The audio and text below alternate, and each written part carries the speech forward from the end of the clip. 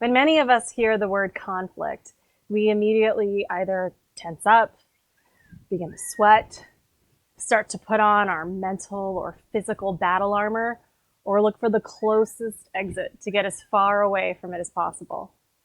However, the reality is that conflict, when it's healthy, productive, and progress focused, can be an amazing tool in your toolbox, whether you're dealing with it in your personal life or with your colleagues and within your team.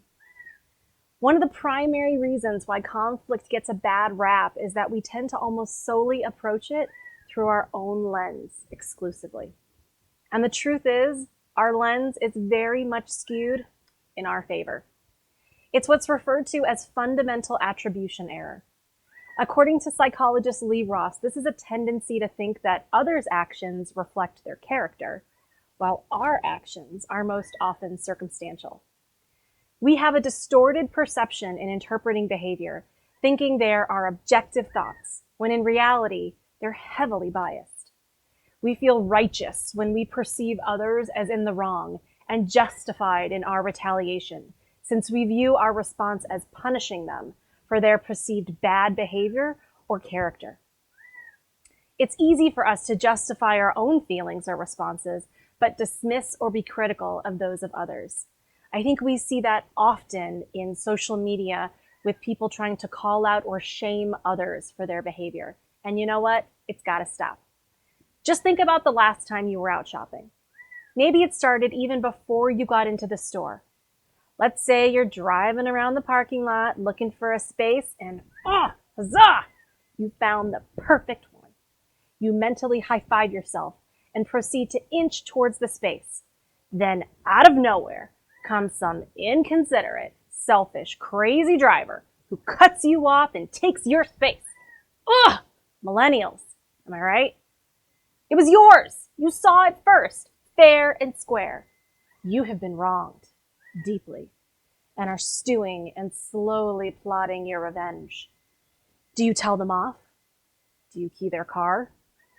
Do you devise a plan to stalk them in the store, giving them your best Wicked Witch of the West impression? Now, what happens if we pause for a minute before we step onto our jump to conclusions mat? In his discourses, Epictetus advises us to not let the force of an impression carry you away. Say to it, hold up a bit, and let me see who you are and where you're from. Let me put you to the test. What he's basically saying here is stop and verify your assumptions and bias before plowing ahead with your judgment and punishment. There are 4 ways you can challenge your own preconceived ideas or conclusions to view the situation from a few different perspectives. 1, question yourself. 2, take the other's viewpoint. 3, become an observer. And 4, take a view from above. Now, you don't need to do all of these for a single event, but you may find that depending on the situation, there's 1 or more of these perspective positions you can take to help test your assumptions before assigning judgment to another. Let's dive a little deeper with number 1. Question yourself. Your preconceptions can many times be a liability. That's why it's important to challenge your own automatic thoughts. If we think about our parking spot scenario, we can identify that while the spot we found was great, there are others not too far from it. Also, did the spot have our name on it? What makes us think we were somehow entitled to that spot? How true is it that the person who took the spot meant to do so? They meant to wrong you. Maybe they didn't even see you. Be willing to acknowledge what you do not know. Now let's explore position number 2, taking the other's viewpoint. In order to best answer that, we need to essentially step into the other person's shoes. In his now famous 2005 commencement speech to Kenyon College titled "This is Water," David Foster Wallace talks about how each of us has a choice to determine how we look at others and their behavior. The link to the full speech is available below. I highly encourage you to watch it. And if you already have, I encourage you to watch it again. It never hurts to be reminded. The point here is that when you pause and attempt to take the viewpoint of another, Your willingness to accept what is increases. In our parking spot example, you may pause and ask if you've ever taken a spot from someone else. Do you even know if you have? Was it intentional? Were you maybe distracted with a passenger or a crying child in the car? Were you on a distressing phone call? If you can answer yes, regardless of whether you knew you parked in a spot unaware of your surroundings, then how can you reasonably fault someone else for doing the same? And even if you are somehow able to accurately conclude that they did intentionally take your spot, you have the ultimate choice to decide whether you let it ruin your day, your demeanor, or your paint job. You don't need to go around tawandoing whenever a situation where you felt wronged may present itself. For perspective position number 3, you assume the role of an observer. In this position, you completely remove yourself from the situation, taking a third-party narrator or counselor point of view. Think of J.M. Barrie with Peter Pan, J.K. Rowling in Harry Potter, or the blogger in Gossip Girl. For example, with our parking spot scenario, it may sound something like this. Amy, it seems as though you were excited for your shopping trip and felt like you were rewarded with that primo spot in the lot. When that other driver drove into the spot, you immediately felt jaded and as if this reward was stolen from you.